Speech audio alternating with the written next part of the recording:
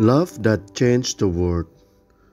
Kami selalu mengucap syukur kepada Allah Bapa Tuhan kita Yesus Kristus setiap kali kami berdoa untuk kamu, karena kami telah mendengar tentang iman-Mu dalam Kristus Yesus dan tentang kasih-Mu terhadap semua orang kudus, oleh karena pengharapan yang disediakan bagi kamu di sorga.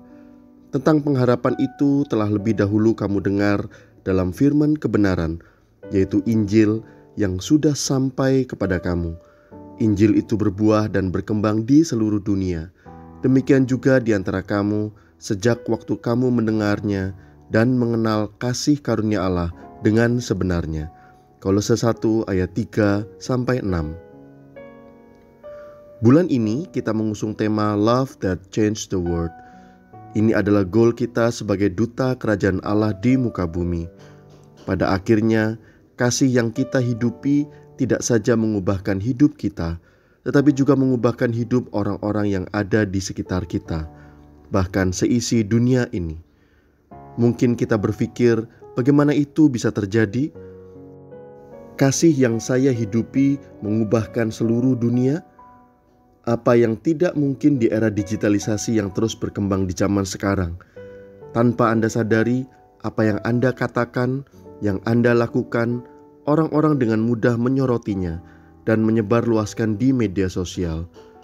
Perbuatan baik yang menurut kita bukan apa-apa, namun karena ada orang yang memposting di media sosial sebagai bentuk ucapan terima kasih mereka, malah jadi viral di mana-mana dan menyentuh setiap pribadi yang melihatnya.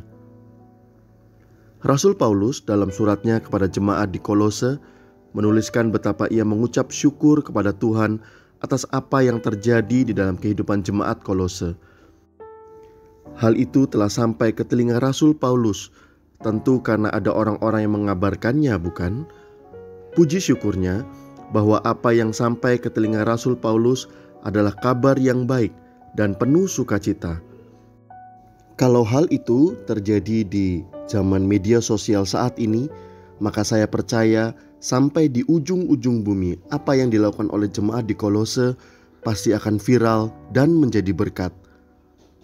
Rasul Paulus berkata, "Kami telah mendengar tentang iman-Mu dalam Kristus Yesus, terhadap kasih-Mu terhadap semua orang-orang kudus."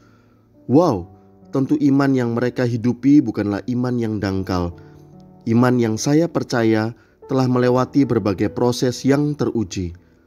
Betapa luar biasanya apa yang dilakukan oleh jemaat di Kolose. Melalui iman dan kasih telah menjadikan mereka duta-duta kerajaan Allah, bukan hanya untuk kepentingan mereka, namun kepentingan orang lain juga. Bahkan untuk seluruh orang-orang kudus, yang kalau diterjemahkan dalam kehidupan saat ini untuk seluruh hamba-hamba Tuhan.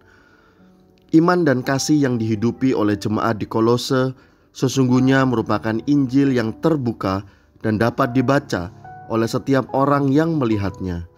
Inilah berita yang viral di zaman itu yang mengubahkan dunia, yang sampai ke telinga Rasul Paulus dan dituliskan di dalam surat Rasul Paulus kepada jemaat di Kolose yang kita pun membacanya hari ini. Love that changed the world is Christ-likeness.